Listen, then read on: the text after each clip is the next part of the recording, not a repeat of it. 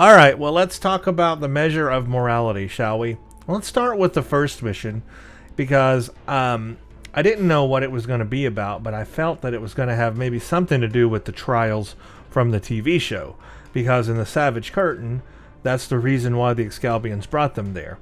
They did the trials, and they pretty much concluded at the end that there really wasn't an open story left to the Excalbian experience. So after that episode of the original series, it didn't feel like that story needed or needed to go anywhere, really. It felt like it was concluded properly in the show. So that's why making an episode based around, or making a mission based around that episode, seemed a little off-putting at first because I didn't see how they could do that. It seemed concluded already to me from watching the episode. Also, the episode was a little slow, and it was basically a budget episode, you could tell, in the actual TV show. And they fought on the ground, and they fought on Excalibur. They didn't go anywhere to do trials. They fought right there on Excalibur. And it was done. It was done and done. But apparently, they used that episode in the mission, in these two missions, the measure of morality, in order to expand on that and give us a platform. Basically, the Excalbians were a platform for us to fight in different past scenarios of the game. They could take us back in time and play different missions again that we've played, but from a different perspective and with twists and turns. So that's basically what that was. The Excalbians were that platform for that. So that's what it was used for. Then this idea, of course, of fighting good and evil in Star Trek is a thing we've seen right here in Excalibur and the Savage Curtain. We've seen it time and time again. We've seen it with the Q continuum judging humanity in TNG. We've seen this good and evil thing quite a bit. So it is very Star Trek in that way. So the core of this is very Star Trek. I like the idea of that, going back in time and playing past missions we've already played, where we have a chance to play them from a different angle. What a unique experience, and getting to see all those different things again, but from a different angle. I love stuff like that. That is an A+. A+ on that kind of mechanism. In the first mission, it wasn't that difficult. You had morality choices to make. That was the hard part, were the morality choices. And I do wonder what what happens with the other options. I am going to do a replay of it and choose the other options that I didn't choose the first time. And I'm going to record just what those options do, so expect that in the future. But I like that because the moral choices they gave us were kind of tough in that one. They made you think. And I like, remember, Star Trek is a thinking TV show. It's a thinking show. It should make you think, okay? And this one did that, and I like that, okay? So mission 1 was good. And then they gave us a little break. You know, you could go on to play mission 2 if you felt like it, but they gave you a break. They're like, nah, you can go back to your ship if you want and wait and play mission 2. And I'm glad they did, because mission 2 was much longer and harder, and I was not prepared. Let's go ahead and zip back to Earth real quick, too. So I'm going to look at some of these rewards we got. But let's talk about mission 2 now that I just played. Mission 2. First of all, I encountered a bug. You saw it in the Hive TFO, basically, is what that was. For some reason, Hakiv got destroyed, but it didn't count it. He disappeared. All the Borg I killed, but it didn't count it. It only counted the Iconian. So, yeah, that's a huge bug they need to get fixed, because, as you saw, I had to beam back up and replay the Borg stuff all over again. And that was very painful. Very painful, and I didn't want to do that. So, beyond the bug, though, I did not expect we would be fighting a bunch of Borg like that, and especially the Hive TFO. It's basically the entire Hive TFO. But this time, you don't have the advantage of your bridge officers. And that is really what brought it down for me. I felt very overwhelmed fighting the Borg here by myself with just one bridge officer. 7 of 9 and Burnham didn't really do a lot. I felt very burdened, and I wish we had had, at least for the Borg battle in the Hive, I wish we had had another 1 or 2 of our bridge officers, if not all of them. We really could have used them in this mission. So I have to dock them a little bit on that because I did feel overwhelmed. Now, that said, I was playing in advanced difficulty, so that really ups the difficulty level. On normal, I suppose it wouldn't be as bad. Plus, I wouldn't look at all this damage I incurred during all that battle. So I would say if you're going to play the second mission, just play it on normal. Just play it on normal difficulty. If you want to play it on advanced to give yourself a challenge, make sure you have regenerators to heal yourself. Those healing regenerators that, heal your damage. Make sure you have those. Make sure you have a quick remodulator, not the one I have, which is from the replicator. This one takes a long time to remodulate. See how long it takes to remodulate? There's actually a Borg Mako set from the Task Force Omega Reputation that has a much quicker... No, actually, I think it's a trait you add. It might be a trait, or it might be from the gear. One of them. I forget which one it is. But what it does is it allows you to remodulate much faster.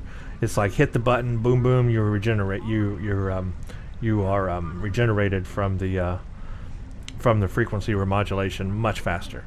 So I would recommend that if you're going to fight this mission on advanced difficulty or something like that. I would also possibly recommend the new weapon from the new featured events that has multiple energy types. That should also be good for fighting Borg. And of course melee also for Borg.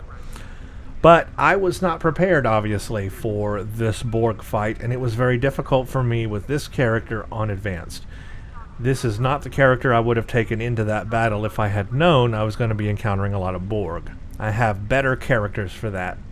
I have characters that can spawn a ton of gear, extra gear, like engineers that can, have turrets and anti-proton, beams and solar flares. I can do the solar. I have characters that have that solar flare ability. I have ones that can do the, just other things that they can spawn that would really help with the Borg a lot more. So this character was not really built for that, and he doesn't really do a lot of Borg stuff right now, and obviously that shows because I was not prepared and it was very difficult on advanced. So on one side, I give him kudos for making a mission that can be hard so you can test yourself, but just make sure you're prepared if you're going to do that.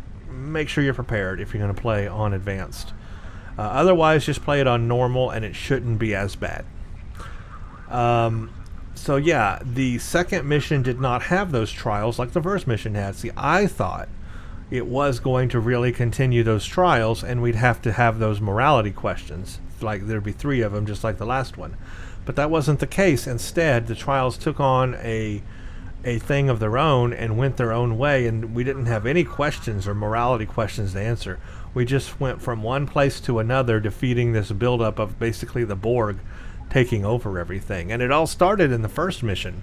The Borg captured Hakiv, and that's where it all started. And then an assimilated Iconian, how cool is that? I've always wanted to see one of those or something like that. I would love to play an assimilated Iconian or have one as a bridge officer or something like that. That's just incredible to me. Really cool idea, and I'm glad we got to fight one of those. That was cool. And we even saw 2 different versions of the Iconians, the original ones and the energy type ones. That was great. And going back to Iconia was good. And then basically playing the Hive, as we mentioned, that was very difficult, but we got to play 7 of 9 as a Borg, and she's the queen. And I think the intonation is supposed to be that the Borg queen is already dead in the Hive, because we have players in the game playing TFOs killing the Borg queen, and they're like, who could have done this? They must have just left. So that would be like one of us playing the Hive TFO, and then that's the end of it, and we come out and the queen's dead, and then we come in with this new group, and they're like, well, who could have done that? Well, it's a meta thing, right? They're saying, oh, it's the players, it's us, the players, killing the queen who have just left that TFO. It's a very meta. That's what it is. It's an inside 4th dimensional breaking the wall meta thing. That is maybe one of the first they've ever done in this game, And I love that reference. So if they keep doing stuff like that, that would be really cool. I like meta stuff like that. And then, of course, it ends up on Excalibur where we have to fight the Borg again. And they are taking over that matter creation, shape-shifting ability or whatever they have. See, I thought it was an innate ability of the creatures, but maybe it's part technology and part... See, it said that they were assimilating the rock creatures. I don't know how you assimilate a rock, but I guess they were. So that's a thing. And then they started creating these massive assimilated ships that I've always wanted to see, like an assimilated Iconian Dreadnought, or an assimilated Anorax, or those ships assimilated. Incredible. And then let's just skip right to this. The end. They bring in all the hero ships from the past series. What an incredible thing to do. That is a fan service. They are servicing the fans with that. And they have dialogue from the TV shows. They have taken and put that in there so that the little dialogues from talking, from the ship, Picard, Kirk, there was Archer, talking from, there was Janeway from Voyager. They were all talking from the show. Incredible. That is fan service, and I am here for it. I am all here for that. That was fun. They even had the two versions of the Enterprise. They had the original series Enterprise, and they had the newer Discovery made Enterprise. They also had the NX-01 Archer ship. That thing definitely does not stand a chance against even a Borg probe. So I don't know how it was standing up to them, but there you go. But it was fun nonetheless. They even had the Kelvin Enterprise in. So that's weird, but there it is. So, that was a lot of fun because of all those hero ships there at the end. That was pretty good. Enterprise F, E, D, the Defiant. It was good. Voyager. Oh, I loved it. That was good. That was really, really good. I don't know if... I didn't get a chance to look. I didn't know if the other Enterprises were there from the movie. The retrofit or refit from, Star Trek, the motion picture, if there was that refit. And then if there was the second refit after Star Trek 4, the Star Trek 5 Enterprise. I don't know if there were those refits or not. But if they were in there, that would have been cool. But if not, that's about the only thing missing were those Enterprises, those two refits. And then maybe an Enterprise C. Would have been cool if Enterprise C was there as well. And the B, for that matter. An Excelsior, yeah. Why not the B, too? So the B and the C. They might have been in there, but I missed them. But if they weren't, they should have been. The B and the C, and then the two refits from the Star Trek movies. That would have been cool to also have in there. But anyway, not bad at all. Not bad at all. I liked that. That mission was difficult, though. I'm just going to say advanced difficulty, very difficult. And now let's get to the big elephant in the room, and that is Michael Burnham. If she is not just the most important person in the universe, I don't know who is at this point. She couldn't do wrong on Discovery. She's always right and always so moral, even though she started the whole Klingon War thing. I don't know how that works. And she's very annoying, but somehow now she's even more relevant because they have made her corporeal, alive, once again in the 25th century. She's going to be joining Starfleet. She's going to be living in this century and actually existing and having a life, which is weird. I could understand them doing that for Abraham Lincoln, and I'm glad they did. He will be Excalibur's ambassador. That's cool. That makes sense. But making Burnham a reality does not make sense. Why her? Why does she get that?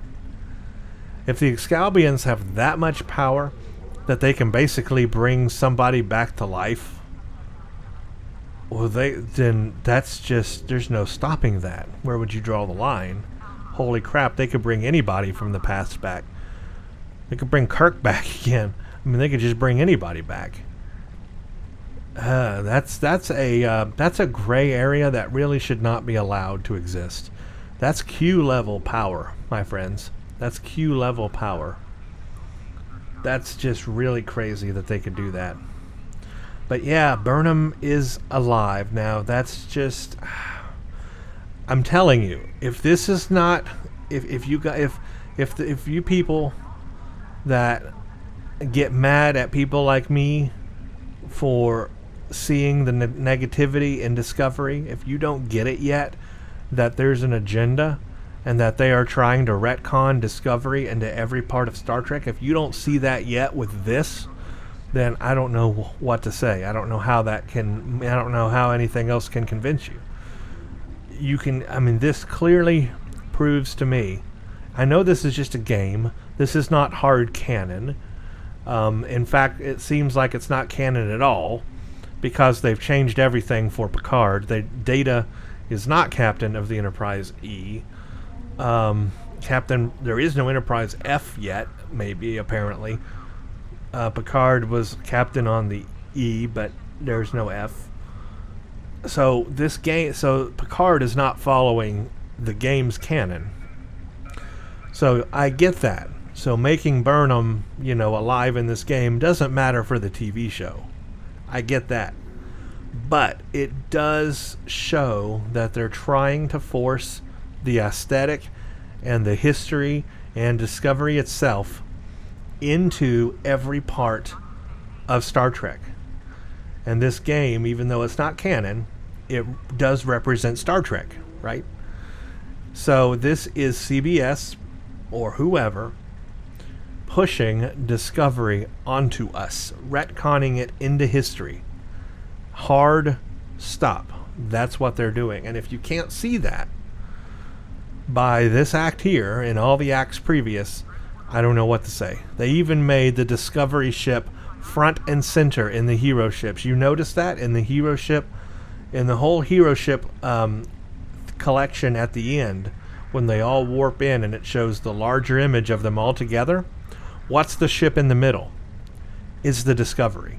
That's the last one to come in, and it's right front center with all the other ships surrounding it, even though technically that's one of the oldest ships, and that would be right after Archer's time.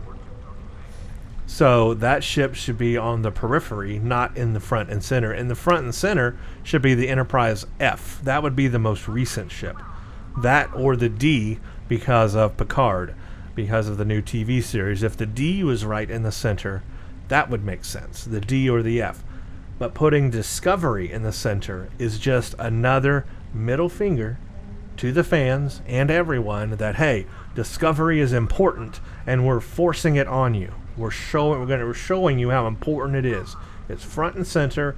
Burnham's alive. She's now going to join Starfleet and have a whole nother life like no one else has ever been able to experience. She gets a whole nother life. She's had her Discovery, and now she's going to be in the 25th century Star Trek. If that is just not forcing Discovery on us, I don't know what is.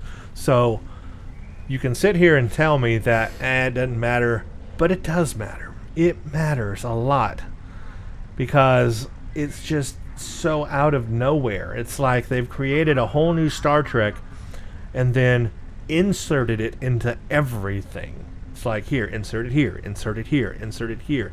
It's now canon. It's now retconned history is what it is. So I think I've ranted on that enough, because I know you probably don't want to hear it, especially if you really like Discovery. Now, there are parts of Discovery I like, and on its own, I can accept it as a separate timeline. I cannot accept it as a timeline in Star Trek, in primetime Star Trek. It doesn't fit. And now they're really, really pushing it on us. So anyway, I'm going to stop there on that, because I could go on forever. So let me wrap up my review of these two missions. I enjoyed it. It was a fan service. It was well done and well made. The animations and the cutscenes were top notch. This is the best cutscenes I've ever seen them do in Star Trek Online. They upped their game. The cutscenes were smooth and fluent, and they made sense. There were a few glitches here and there, like hair clipping inside of clothes and stuff like that. But otherwise, visually, it looked good. It looked like a bit of an upgrade for visualness. This game engine's old, guys. 2009, and even earlier than that, because they borrowed a game engine. This game engine is old. Old. But these two new missions did a good job of using that old technology and making it look sort of decent. So I give them props for all the art, for all the animations, for all the cutscenes, for all the voice dialogue. Other than Burnham's dialogue, it was a little slow. They could have buttoned that up, tightened that up a bit. The dialogue was good, though, having the actual voice actors there. They did a great job on 7 of 9. It's her Picard era 7 of 9, so she looks great. And the mechanics to the missions were great. The mechanics and the gameplay, right on par. And playing it on normal would probably be a lot better for me. If I replay this, I'll probably replay it on normal, not advanced again. But otherwise, very solid missions. A fan service. I can tell it took them a long time to make this. This probably was a long time in the making. They put work into this. They put effort into this. Now, if they would put that much effort into everything else they do, this game would be top notch. The problem is there's levels of effort they put on different components of the game. This got a lot of effort and a lot of time put in it. And I wish other parts of the game got that much time and effort put into it. But it pays off when they do that, because then you get good quality content like this. Everybody should play these two missions. Everybody. It's good stuff. So I am leaving my review here at the end, and I'm going to give both of these missions together an A+, and recommend that everybody go play them. Got it? And let me know what you think after you play them down below. That is my review of The Measure of Morality, Part 1 and Part 2. Please and thank you. I hope you have enjoyed this Let's Play of both of these missions and this review. Let me know what you think. Please continue to watch. Much more to come. Thanks for watching, and stay tuned for the next one. Check out Twitter at Brent_Justice for updates. You can follow me there. Also, check out my Patreon page, patreon.com/Brent Justice. This helps support the channel and also allows me to publish more and more videos.